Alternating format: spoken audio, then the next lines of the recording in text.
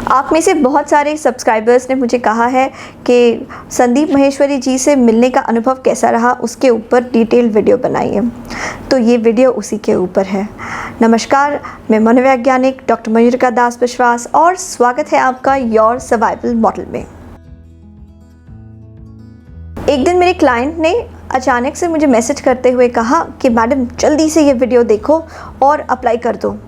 तब मैंने वीडियो देखा और पता चला श्री संदीप माहेश्वरी जी पूरे देश भर से एक्सपर्ट्स के साथ कांटेक्ट करना चाहते हैं, कम्युनिकेट करना चाहते हैं, ताकि वो इंटरनेट एडिक्शन के बारे में समझ सके और दूसरों को समझा सके और कुछ सल्यूशंस ढूंढ सके। मुझे लगा कि ये तो एक बहुत बड़ी अपॉर्चुनिटी है कि इतने बड़ी पर्सनालिटी से मिलने का मौका मिलेगा। झटपट अप्लाई कर दिया। फटफट उनके टीम से भी हमें रिप्लाई आ गया। उन्होंने स्केड्यूल किया कि हम एक वेब मीटिंग करेंगे। बातचीत हुई कि उनके एक्सपेक्टेशंस क्या है, मैं किस तरीके की एक्सपर्टीज़ में डील करती हूँ। उन्होंने कहा कि आप दिल्ली आने के लिए रेडी होंगे, तो हमने कहा कि ज़रूर, इतनी बड़ी पर्सनालिटी से मिलने के लिए हम दिल्ली क्यों नहीं आएंगे, ज़रूर आएंगे। फिर उसके बाद वेट करना पड़ा। वेट कर रहे थे। Caught in the web series के बढ़िया वीडियोस बन रहे थे, हम उनको देख रहे थे, अच्छा लग रहा था। धीरे धीरे caught in the web series ख़त्म हो गया और हम मुंबई में ही रह गए। थोड़ा अफसोस हुआ कि जाने का मौका नहीं मिला, लेकिन फिर अपने आप को समझाया, भाई ये मौका नहीं तो कोई और सही, कोई और मौका नहीं तो कोई और सही। उसके कुछ दिनों बाद उनके टीम ने फिर से मुझे संपर्क किया और पूछा क्या मैं एक पॉडकास्ट के लिए दिल्ली आना चाहती हूँ। मुझे ये चीज़ तो बहुत मज़ेदार लगने लगी, क्योंकि जो मैं सुनना चाहती थी इस वक्त मैं वही चीज़ सुन रही थी। मैंने हाँ कहा। फिर उन्होंने कहा कि आप अपना एक सैम्पल वीडियो भेजिए ताकि हम समझ सकें आप किस विषय पे किस तरीके से बात कर सकते हैं, आपके विचार हैप्पीनेस के ऊपर क्या है। सैम्पल वीडियो भेजने के बाद उन्होंने कहा कि उन्हें सैम्पल वीडियो पसंद आया है और अब वो मीटिंग फाइनलाइज़ करना चाहते हैं। जिसके बाद कोरोना काल में दिल्ली जाना हुआ। एक बहुत ही मज़ेदार अनुभव था। कोरोना काल में एक फ़्लाइट ट्रैवल करना, बहुत कुछ देखने मिला। कुछ लोग प्रोटेक्शन को लेके बहुत ज़्यादा सीरियस थे और कुछ लोग प्रोटेक्शन को लेके बिल्कुल ज़्यादा सीरियस नहीं थे। दिल्ली पहुंचने के बाद जब मैं संदीप जी के टीम से मिली, तब उन्होंने मुझे बहुत ही गर्मजोशी से स्वागत किया, नाश्ता करवाया, खाना खिलाया, बहुत अच्छी से बातें की। हमने तैयारी की कि हम शूटिंग शुरू करेंगे। अपनी जगह ले लेने के बाद थोड़ी देर में हमेशा की तरह मुस्कुराते हुए संदीप जी आए। लेकिन मुझे ये चीज़ सरप्राइजिंग नहीं लगी। मुझे ऐसा नहीं लगा कि कोई अजीब सी फीलिंग है। ऐसा लग रहा था कि अरे, इस व्यक्तित्व को, इस इंसान को तो हम रोज़ सुनते हैं। पिछले 10 सालों से इनकी बातें सुनते आए हैं, इनकी कई सारी बातें मानते आए हैं, इनसे प्रेरित होते आए हैं, इन्हें तो हम पहचानते हैं। लोग कई बार एक्टर्स के बारे में ऐसा कहते हैं, क्या एक्टर्स ऑन स्क्रीन जैसे दिखाई देते हैं, जैसी बातें करते हैं, क्या वो असल ज़िंदगी में भी वैसे ही होते हैं? मुझे भी ऐसा पता करना था, क्या संदीप जी वैसे ही है जैसे वो अपने पॉडकास्ट में नज़र आते हैं, अपने वीडियोस में नज़र आते हैं? पता चला संदीप जी बहुत ही ज़्यादा जेन्युइन, हम्बल और सहज इंसान है, बिल्कुल वैसे ही जैसे वो अपने वीडियोस में नज़र आते हैं। वो बहुत ज़्यादा ज्ञानी तो है ही, लेकिन साथ ही साथ बहुत ज़्यादा स्पॉन्टेनियस और सहज इंसान है। वो खुद जितने ज़्यादा हम्बल और एफिशिएंट है, उनकी टीम भी ठीक उसी तरीके से बहुत ज़्यादा काइंड, हम्बल, एफिशिएंट, पंक्चुअल है। सब चीज़ें बिल्कुल समय से होता है, बिल्कुल इफ़ेक्टिवली होता है। इस पॉडकास्ट को करने पे मैंने संदीप जी से एक बहुत ही वैल्यूबल चीज़ सीखी।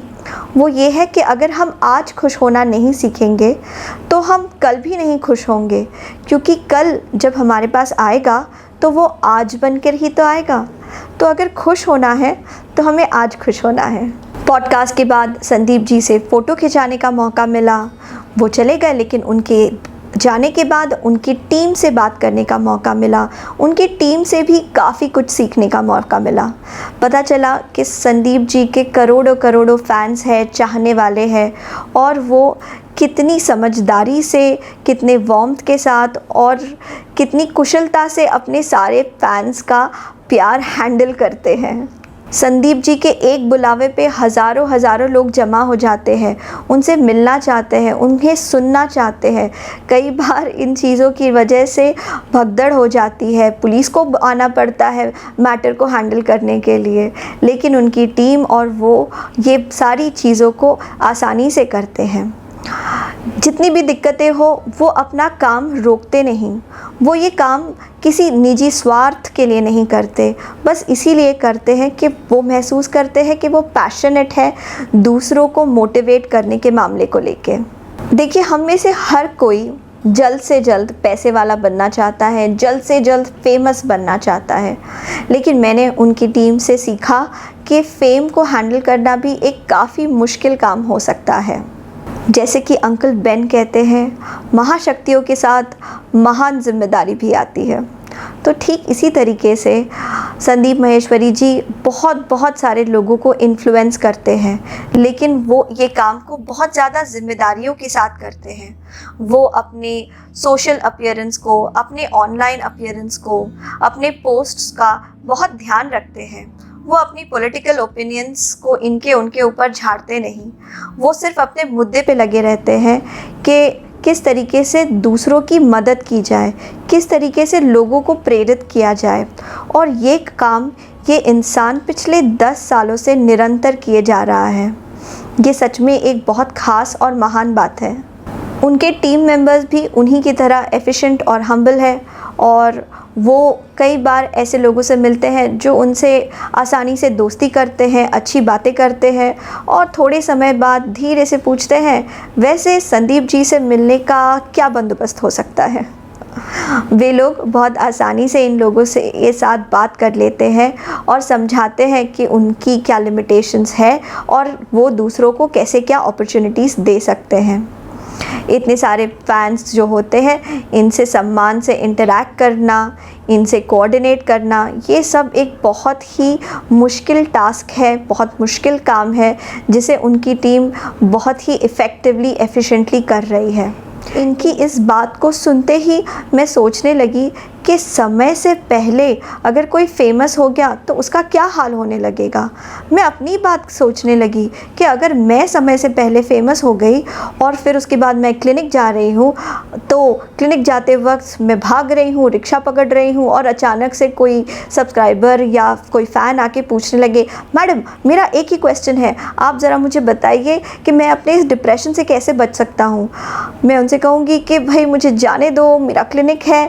लेकिन फ़ैन तो फ़ैन होते हैं, वो तो फिर पीछे ही लग जाएंगे, वो तो फिर पूछने ही लगेंगे। इस चीज़ से मुझे समझ में आया कि हर चीज़, चाहे वो सक्सेस हो या पैसे हो या समृद्धि हो, अपने सही समय पे हमारे जीवन में आए तो हम उन्हें अच्छी तरीके से संभाल पाते हैं।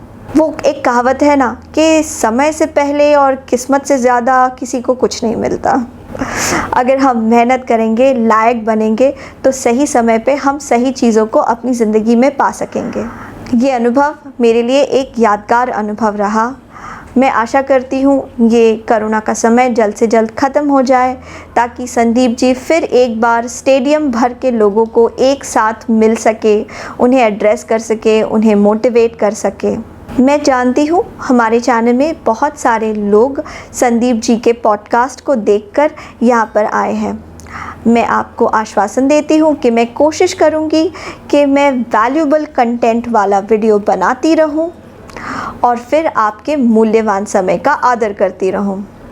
आपके मूल्यवान समय के लिए धन्यवाद।